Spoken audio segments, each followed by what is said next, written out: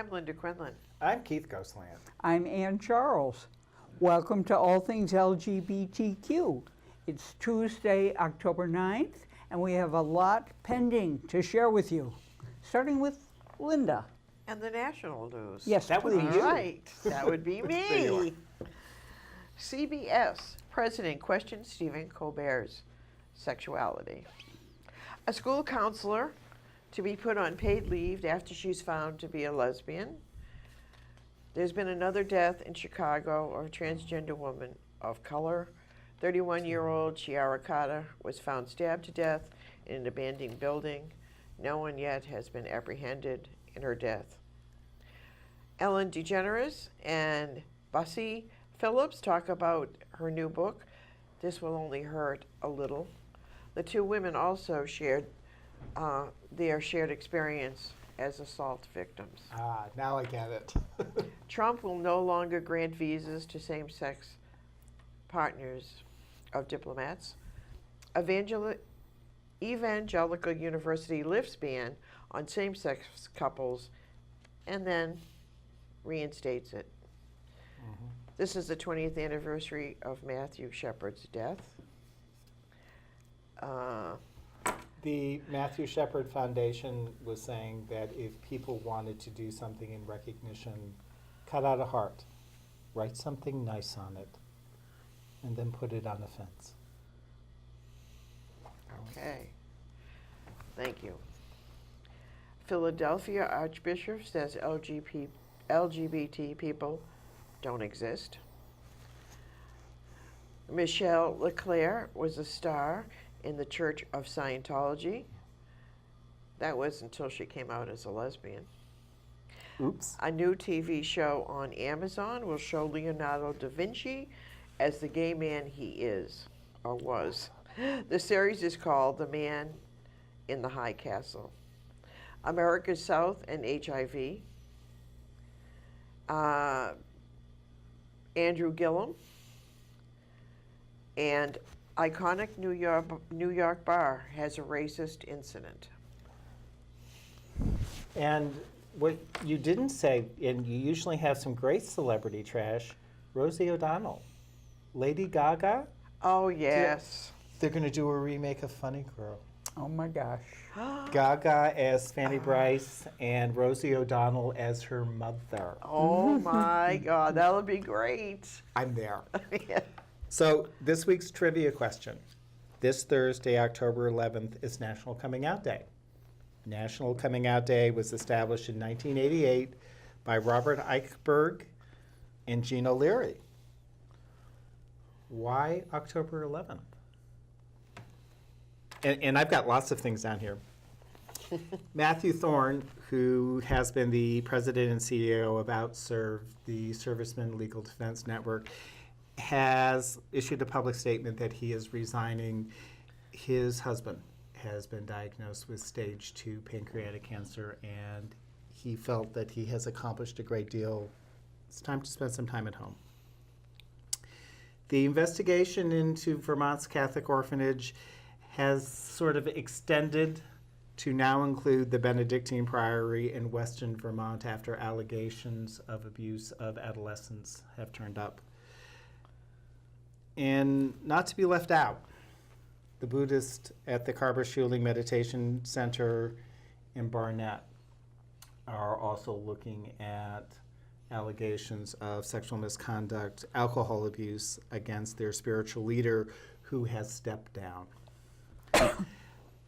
Representative Kaya Morris tendered her resignation effective immediately from her House seat. When the Bennington Democrats met, they voted not to fill the vacancy, to leave the seat vacant as a tribute to Kaya and an acknowledgement of the circumstances that was surrounding her resignation.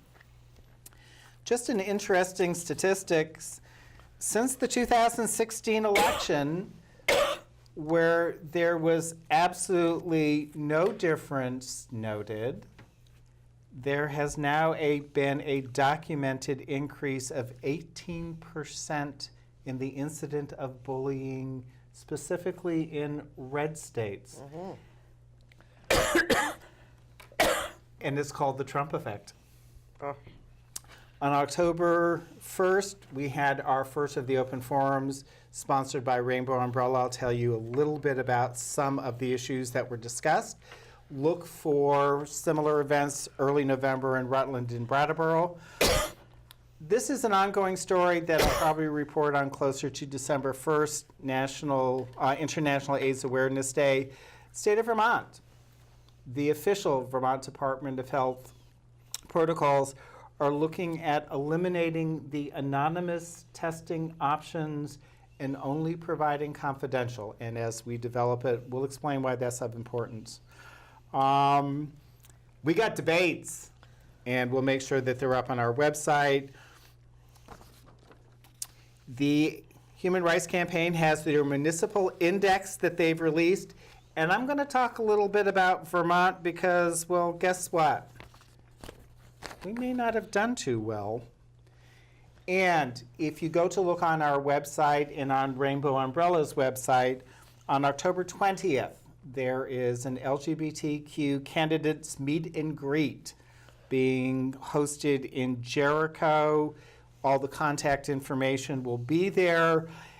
And if you're more in a dancing mood, like my compatriots might have been on a recent occasion where they happened to find Babes in Bethel, 221 Main Street, October 20th, $5 cover. They are sponsoring a queer dance party. So be there. They have a pool table, and pinball. And a Okay, library. beat that one. Well, I have good news from Romania. Very exciting turn of events there. I have other news from India. A drama in a Denmark zoo. Bad news from Zimbabwe. Singapore diplomat Tommy Koh calls for an end to the gay sex ban there. Queer festival severely delayed by violent anti-gay protests in a Korean port city. Parents in a Rome suburb keep their daughter captive for a year after finding out that she's a lesbian. In China, there's a 14% surge in new cases of HIV/AIDS. A Pakistani federal government appoints the first transgender person to a federal job, and I'd like to show you a picture of Nomi, is what she goes by. Her other name is Mohammed Zahid. She's very excited to have the job, which she earned by merit. And finally, lesbian witches are chained and raped by families in Cameroon, and witches, of course, is in quotation marks. So those are my headlines. All right. Well, I think we'll move to Not Cameroon. No. Right? No, Yeah. no. Florida and Andrew Gilliam's Oh. campaign. He has told Floridians that it's a welcoming place for all people, where everyone receives the right and respect they deserve. He spoke about the LGBTQ community at news conference in Miami, where 3 major national state and South Florida LGBT groups. The Human Rights Campaign, equally, Florida and SAVE endorsed Gilliam. It's not so common that you have an inspiring pro-equality candidate on one side and the most vehemently anti-LGBTQ person on the other side, and that would be Chad Griffin. No. No, he's the executive He's the for head- HRC. Oh, mean he's the HRC. DeSantis. Yeah, DeSantis. Yes. Chad Sorry. Griffin, oh my, he's on I our know. side. We kind of liked him. When did he go to the dark side? I know. I'm sorry. Who knows? DeSantis he's shown us by his hateful votes time and time again. Griffin said his organization would work to mobilize equality voters across the state for the November 6th election. So, I'm glad we cleared that up. yes, I scared myself.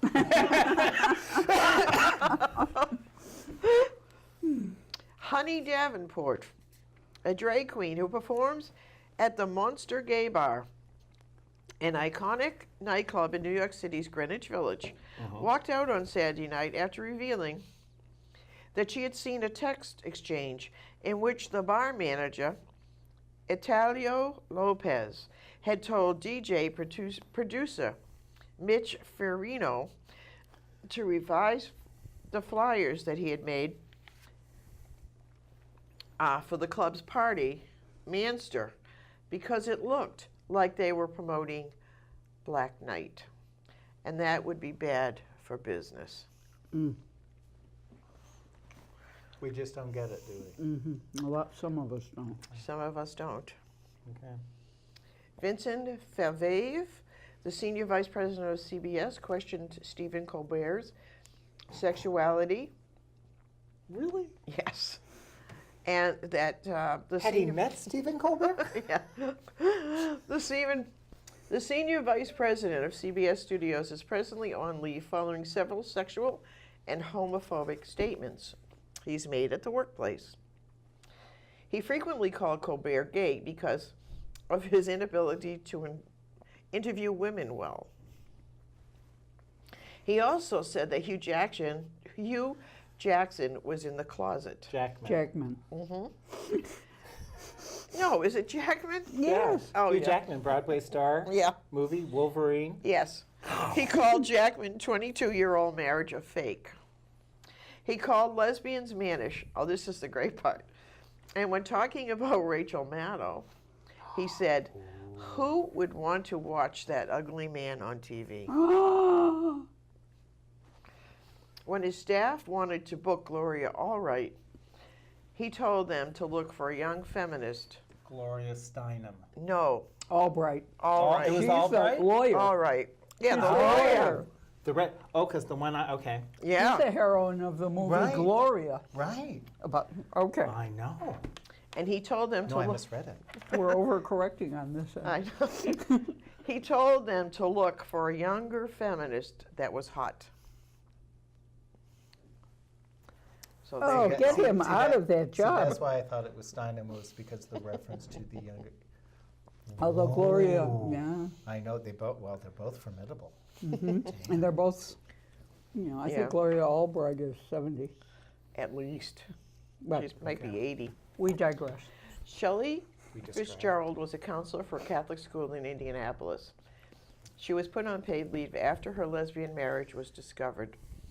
Since that school receives taxpayer money, this will, of course, be taken to court.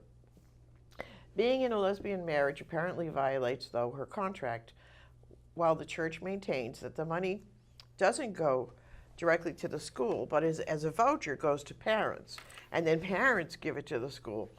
So it's not directly given to the school. This is their argument.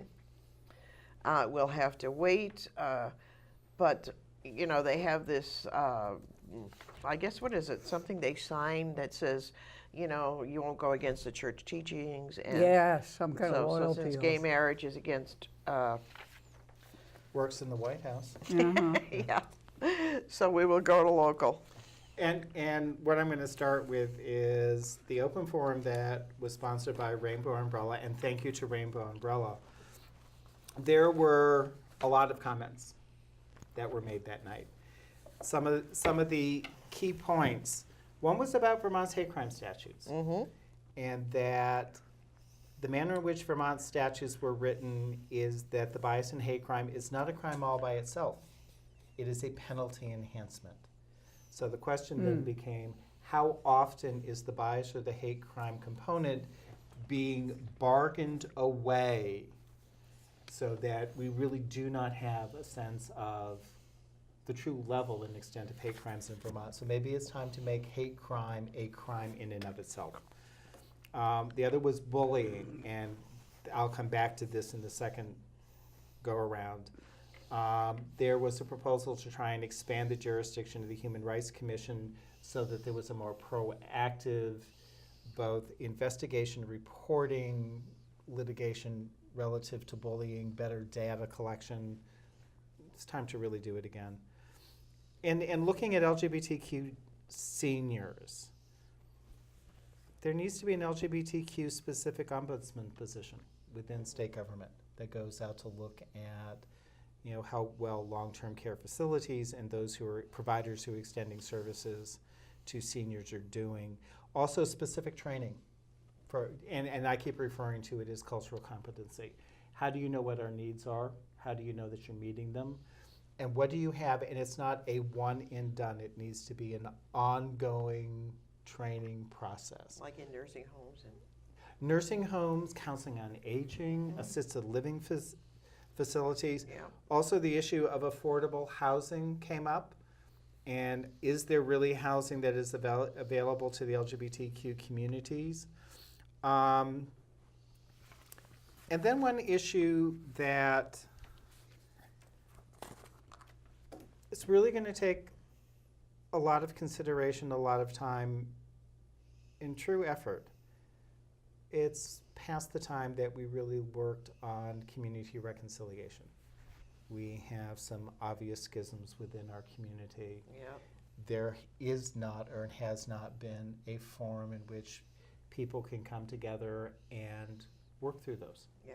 Or at least find out how it is that we as individual communities can work in coalition to promote the interest of all of our communities.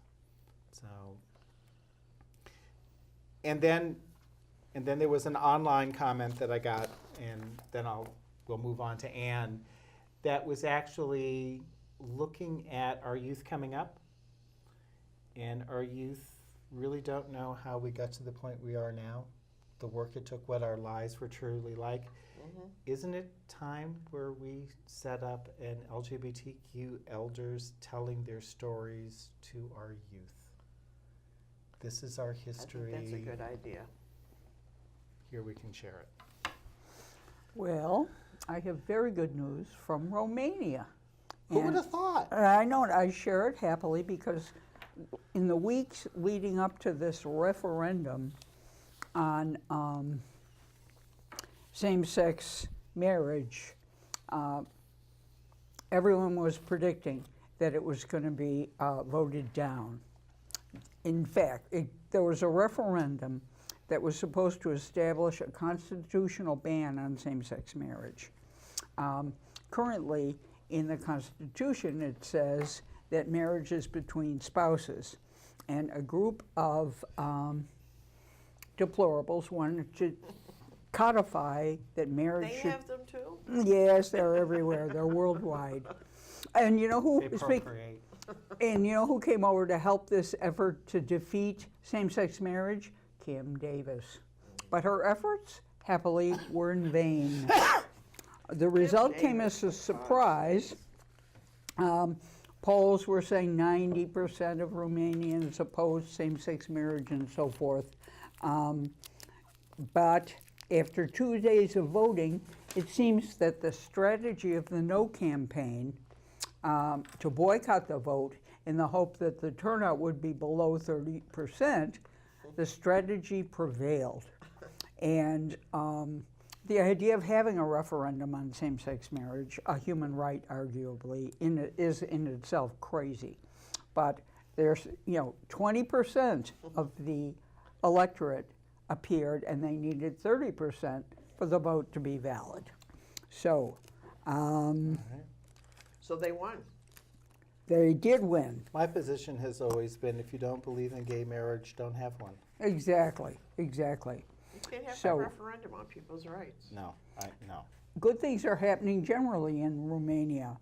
Same-sex marriage now it's in the Constitution, it may be otherwise approved. In July 2018, there was a ruling by the European Court of Justice in favor of a Romanian man, Adrian Coman, who'd married his American partner in Belgium. His partner had been denied a spousal visa when the pair tried to move to Romania, and they were granted the visa. In September, the Constitutional Court ruled that gay couples should have the same rights as heterosexuals. So this is a great victory. I'm very pleased, and I think we all are.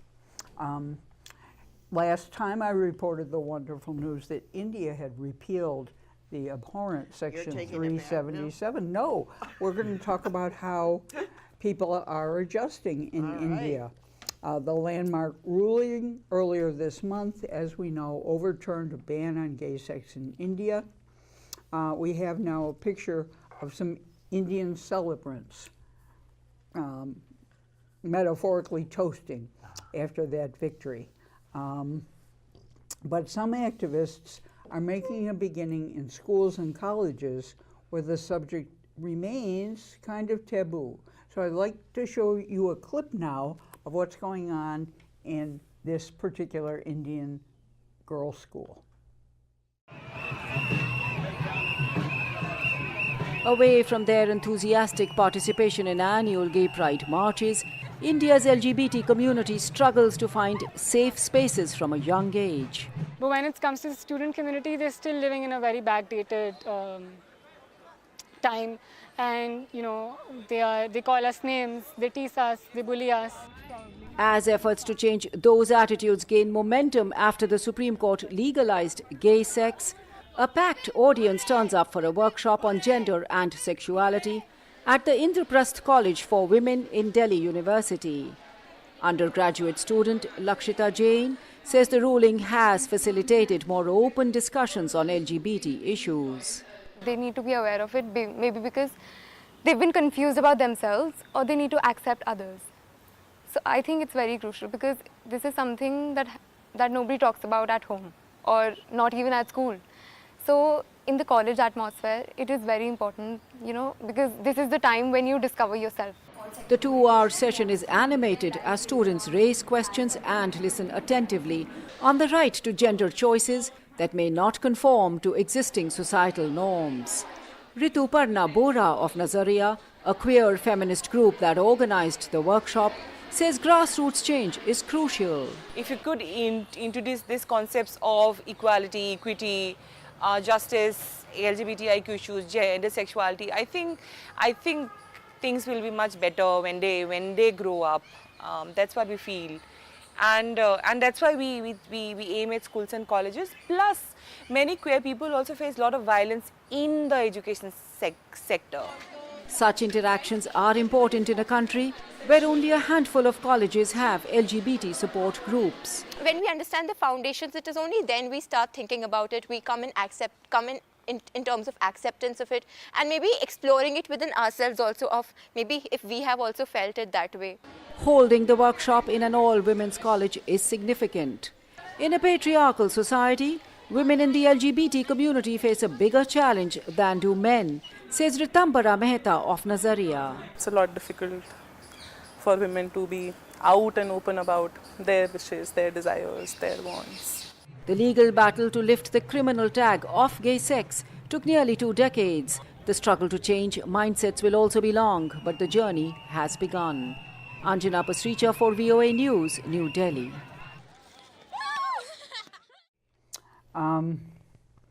In addition, an India court, the Supreme Court has ruled that a lesbian couple can live together. This is in Kerala. Srijana, 40, petitioned the High Court alleging her partner Aruna, 24, had been forcibly detained by her family, which indeed she was. It had heard that she and Aruna had been in a relationship for 2 years. They started living together in August, but then Aruna was kidnapped by her family, taken away by the police a day after moving in with her partner. She alleged that the police were responding to a complaint by Ms. Aruna's mother, saying she was missing. Then this court ruling enabled them to move back in together. Good. India, as we know, is still a largely conservative country, and the movement for LGBT rights has been most visible in India's biggest cities. Despite the landmark Supreme Court verdict, many people in the country remain opposed to same-sex relationships, but activists are moving forward with the help of the courts in this instance for progress. I have another story I'd like to share, unless you want to. I think we should probably move on and Okay. get back to you, if that's okay. The gay penguins lie in wait. Ooh. Do you have pictures? Yes. Oh. Of course she does. Oh. Philadelphia's Archbishop says LGBTQ people don't exist. There we go. Okay. Carlos Chaput says the church should avoid using terms like LGBTQ in official documents and blames liberal beliefs about sexuality in the church's abuse culture. And they shouldn't be, I know. And he said there is no such thing as an LGBTQ Catholic. So there you go. I didn't know this about Scientology. I mean, I didn't know much about Scientology, period. They don't want you to. I know. They keep it really secret. But anyway, this Michelle LeClaire was a star in the Church of Scientology, but then she came out and is raising alarm about the treatment of LGBTQ people.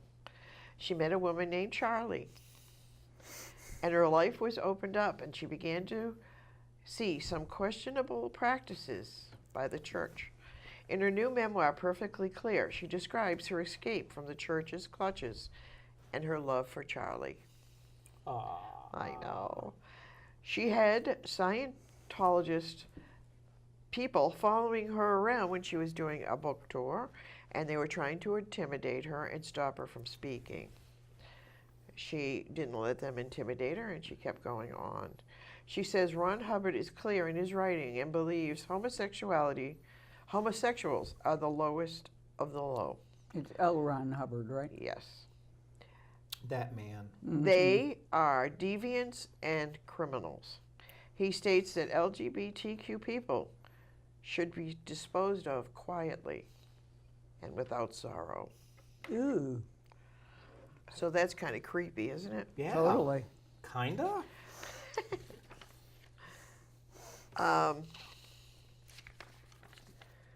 A Virginia middle school is facing criticism after allegedly bringing a transgender student from seeking shelter during an active shooting drill.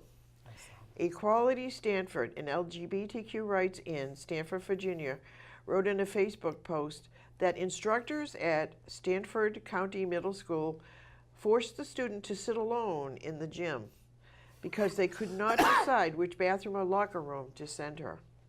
Washington, D.C. LGBTQ publication Metro Weekly reported on the incident, which took place last week. The other students in her class, following protocol, sheltered in the nearest bathroom or locker room to simulate where they would shelter if an active shooter attacked the school. The student was forced to watch the adults charged with her care debate the safest place for her. Bathroom, gym, where to have her shelter. Equality Stanford claimed during this debate she was instructed to sit in the gym with a teacher until the drill was completed, away from all of her peers and identified as different. So that is not a good story. And we were going to talk a little bit, just briefly, about Trump and his not granting visas to same-sex partners of diplomats, Right. which has to be done by December 1st. And part of the consideration is that there are some nations that do not recognize same-sex marriages, so it's not possible for the diplomats to be married in their own country. And it could be a death sentence if they got Well, married here. I if mean, they you were know. to get married here, it would not necessarily be recognized in their home country, or, as Anne repeatedly tells us, Right. there are harsh penalties and recriminations, sometimes from within your own family, for being engaged in same-sex relationships. So this is not a good thing. No. And I don't know if there's going to be a court battle about this or whether it's just going to slide, but No, I think it's You know, It's just a I- done deal. I'm not sure there's a vantage point to challenge it in court. So, Sad. yeah. So we have an election coming up.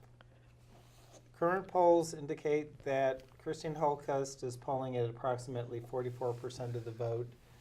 Phil Scott is polling at 47% of the vote. For those of you who are statisticians, you can comment, Rachel. That's essentially anyone's guess. That's an even race. So, and Christine has picked up some additional endorsements, one from Bernie Sanders, one from the Vermont State Employees Association, and one from Barack Obama. Of note, Planned Parenthood is not endorsing either candidate because they say that both would support women's rights. And what about her firm? I know they weren't still There's been no further comment. Okay. So that equality index, the average rating of the 506 that they polled was a score of 56. They did 9 communities in Vermont. Barrie was a 44. Brattleboro was a 46. Is 100 the high? 100 is the highest, and then you could get bonus points. Ah. If Okay. you, such as if you had LGBTQ elder services, if Okay. you had services for youth positively responding, or a prevention effort to prevent bullying, Okay. you could get extra points. Burlington, which was named one of the 25 best college towns in the U.S., got an 80. Castleton got a 44. Essex got a 58. Montpelier got a 50. Rutland 59. South Burlington 59. Winooski 60.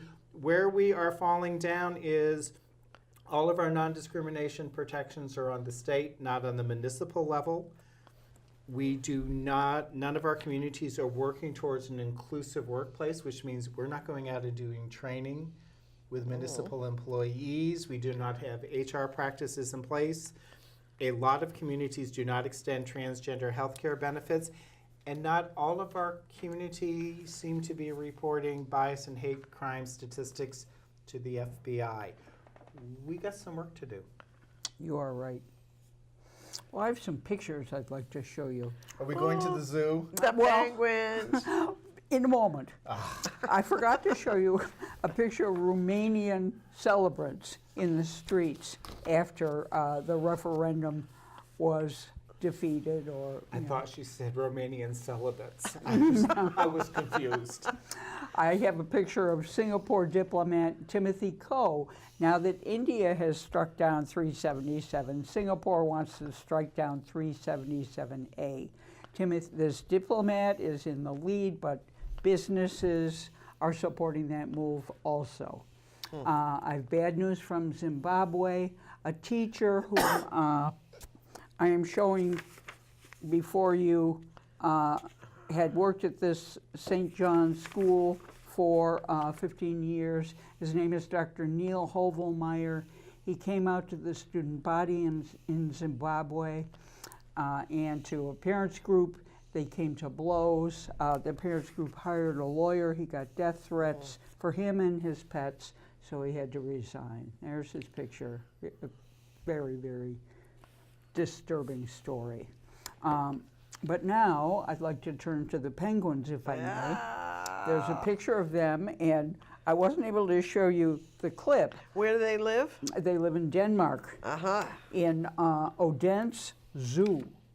And the zookeeper seems to be sort of a penguin whisperer. Her name is Sandy Hedegaard Munk, and she observed these gay penguin males who seemed to have empty nest syndrome, and they wanted a child. So they, when the biological male-female parents of a baby penguin went for their daily paddle, the mother took too long and the father seemed to forget the baby, so these gay penguins kidnapped the baby. And the clip shows so many squawking penguins. There was a big fight because the gay penguins didn't want to give up the baby. And the parents came back and they were derelict, but they wanted their baby back. So there was a great At first, the flightless two-tone males got in a flap about giving up their adopted child without a fight. But Sandy, who is the zookeeper, said with a heavy heart they eventually let go. But while this may pull at our heartstrings, there is a happy ending to the story because the zookeepers, after seeing how they cared for the baby, have decided to give them an egg from a new mom who is unable to look after her offspring because of illness. So all is good in the Denmark Zoo. So are they taking care of this? Yes, too? they are. And tango makes 3.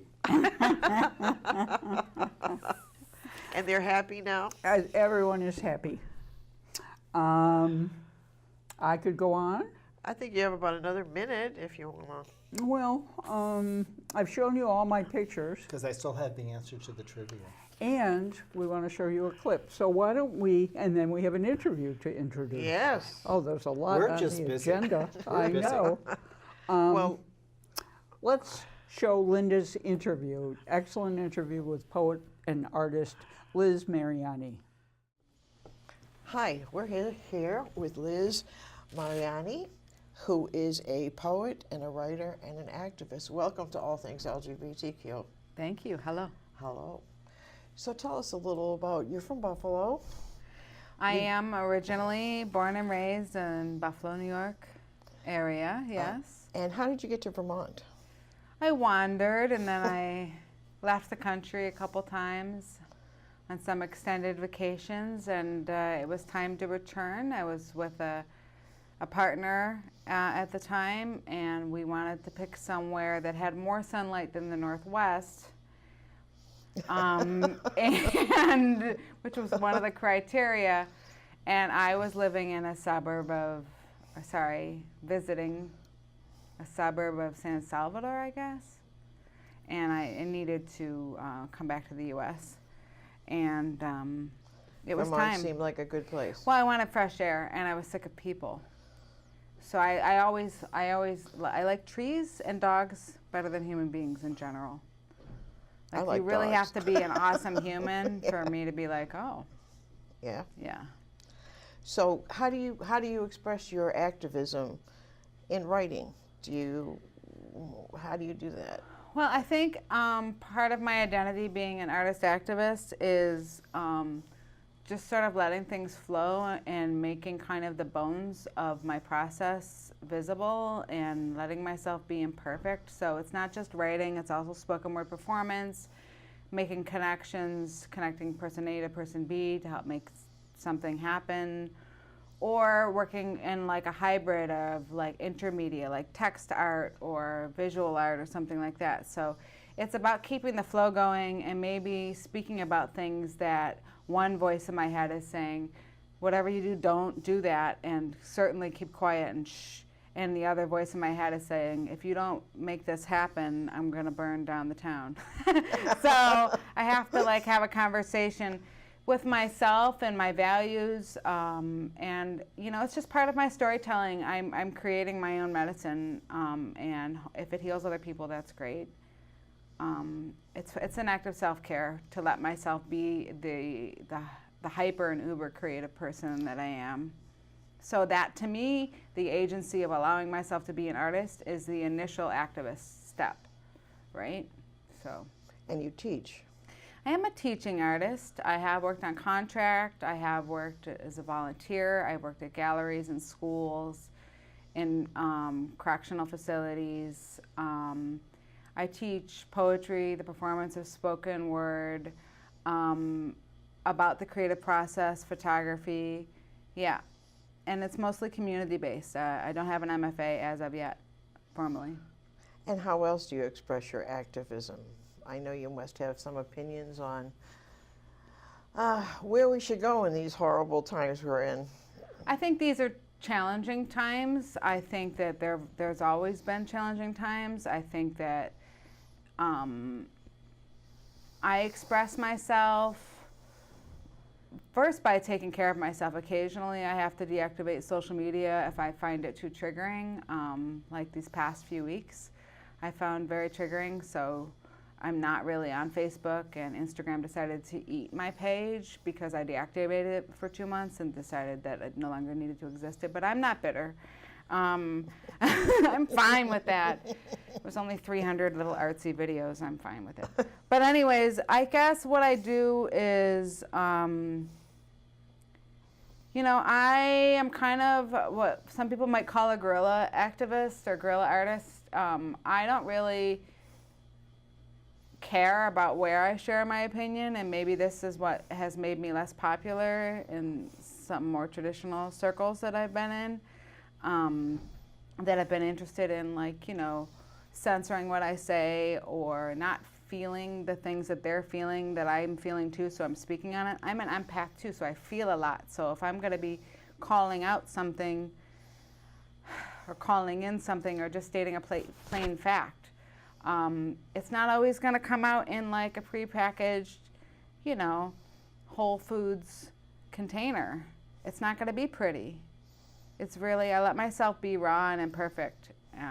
I guess I'm not afraid to show my like spiritual, emotional, and professional stretch marks, I guess. Well, I think that's really important for the community and for people to hear, whether they want to or not. I mean, you know, it's just like you have to say and you have to be who you are. I think we all have to be who we are, and I think that I can say anything about who I am and what I believe, but it's what I actually do that is the legacy that I leave, and I'm not really concerned about how I'm going to look on paper.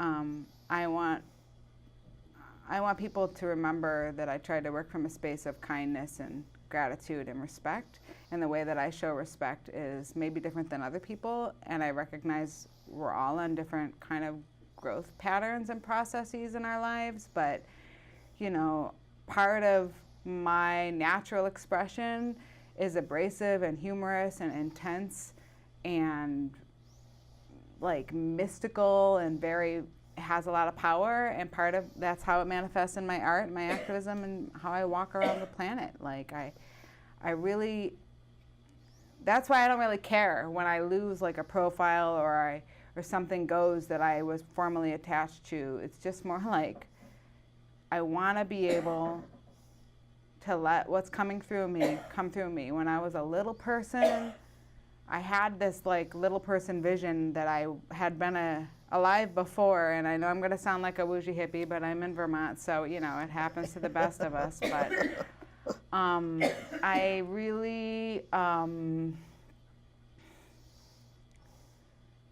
I feel like my job as a human being is to create as much positive energy coming through me as possible, and that growth isn't necessarily going to be easy. And if I don't do what I'm supposed to do during this lifetime, I'm going to have to be human again. And when I really don't want to do that. I just want to put that out there. When I was a little kid, I thought my options were if I did it right this lifetime, if I was having a conversation with whatever I thought the creator was when I was a kid, or God, or the universe, or I was in a place where I was like, look, if I'm going to be human this time, it better be interesting, and if I do it right, I get to be a tree or a star next time. So that's kind of my, you know, I have goals. Short term and Okay, tree or star, which is it? I think you know, I don't have to win the gold. I don't have to win the gold. I'd be okay with the silver. No, but I think being a tree is almost as great as being a star, because there's a way that trees and sunlight have conversations, and not, you know, here I go, and I'm in like poet land, poet Narnia. But you know, there is a way that nature and all of creation has a way of telling us that we are actually taken care of if we only would listen, which seems to be the difficult part. I mean, even water's been, you know, trying to say, hey, you know. I know, and I read an article recently where it said that the oceans actually talk to each other in different areas, and there's a current that goes through the ocean in which they communicate from one end of the ocean to the other. I don't know. But makes me wonder what Lake Erie was saying all my life in Buffalo. It makes me wonder what kind of conversation, what were the blizzards? What were the blizzards like, a passive aggressive communication, or was that more like thunder snow? Like, but yeah, I really think, you know, we need to listen to the water. We need to listen to each other. Listening is something I'm trying to do, even though I apparently right now I'm talking. But you're talking to I'm talking to people I'm and- talking and to human beings. getting yes. your point across. I am getting my point across. And did you teach in prison? Oh, I wasn't in prison. No, did you teach Oh. writing in prison? Well, I mean, I taught. I was hired as a volunteer during an enrichment program that was run out of Vermont Works for Women. And I was given the opportunity to talk about my life as a poet and spoken word artist and a teaching artist and an artist activist. And I was quite frank about some of the trials that I'd come through, so that I could be seen and that I could see. And I wanted to share just some of my experiences with processing difficult stories and different types of growth through creative writing. I wanted to make it accessible. I wanted to make it something that didn't seem accessible and not insurmountable, I guess, are the same thing. But I have a great concern that there's, you know, that women in prison don't have access to the kind of media and educational resources and libraries that they deserve. And given this chance to even discuss poetry and have a little mini workshop, it was such a gift for me. I just felt like my natural self. Like, Yeah. But it's not about me. Like, I look at the situation and I see this exorbitant prison population in the United States that is part of this like sickness that is capitalism and patriarchy and colonialism and white supremacy, etc. And I just I think we need to be listening to the stories of each other and a lot of spaces and places, and we need to carve out spaces for each other too. I was really glad to teach and have that opportunity through Vermont Works for Women. I was not glad to hear that it was a little bit difficult to send books to the libraries. That there were no clear criteria to send books to the libraries in prison. It was like they could be arbitrarily rejected. For who knows what reason, right? For who knows what reason. Too sexual, So- too radical. Well, they whatever. want to make sure that there's not like drugs in the Oh, yeah. books, and I get that. But the other thing is like you don't know whether it's like, you know, I don't think we know the kind of levels of propaganda that we're under, and I just don't know what's so threatening about information, but I can see how I can see how it's used as a tool to control people. Yeah. If you try to restrict somebody's agency through access to their education or community, or health or healing, whether it be through the arts or access through like healthcare, if you're trying to restrict that, you're trying to control their lives, right? So. Yeah. So who were your inspirations in terms of writing? Do you have people that you like? I know you mentioned Audre Lorde as a person that you... I definitely like Audre Lorde. I am a James Baldwin fan. I am a Janet Frame fan. I am a Simon J. Ortiz fan. I find the youth that are writing, they blow my mind frequently, whether I'm at home in Buffalo and I come across an anthology that young queer youth are writing, or I see what's happening here in Vermont with the young people in the writing scene that are coming up on the performance scene. I'm floored constantly, and I feel confident about the future when I see younger people's coming through with such force and intention. So I guess, like, you know, I have formal inspirations, but I'm also very much an intermedia, mixed media artist. So I really like Jenny Holzer, who did those, like, you know, the truisms and the signs on the marquees and different things like that. You know, occasionally I come across somebody in translation, whether it's Alex Epstein or Mahmoud Darwish or, you know, there's a lot of places that I go for inspiration, but just life. I just think the kindest people in my world are primarily my inspiration, because without that kind of space given and care through community and chosen family, I wouldn't be able to stretch. I wouldn't be able to spread my wings, if we want to have an 80s cliche moment, which I always love those 80s cliche moments. But, you know, I think it's, I would say the younger people are the highest inspiration for me. Great. So we have a few seconds left. Do you have anything you'd like to say or tell the audience? I mean, I would just like to tell all of the younger artists, activists out there, and the young creatives to keep on going and to get as loud as necessary. That's what I'd like to say. Well, thank you, Liz. I'm glad you came in. It was great talking to you. Thanks. Great talking to you, too. Yeah. Interesting person. Great, thank you. And it was an even more interesting interview off camera. So if you have the chance to meet her, please do. They're all interesting, both on and off camera. No, that's us. Well,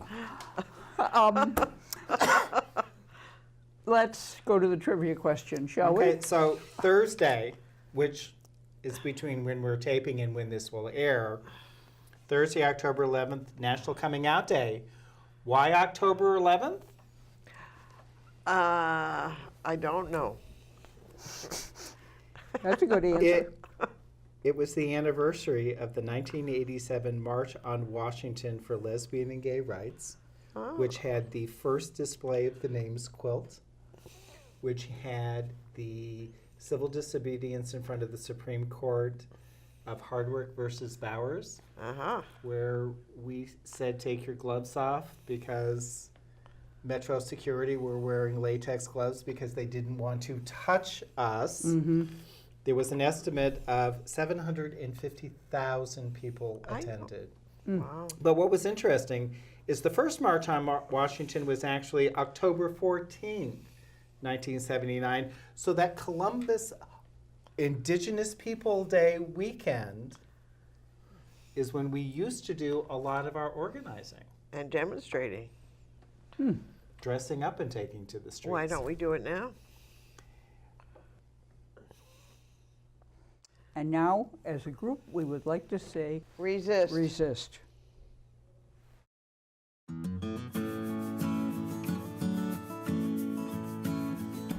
My name's Lisa Senecal, and I'm a survivor.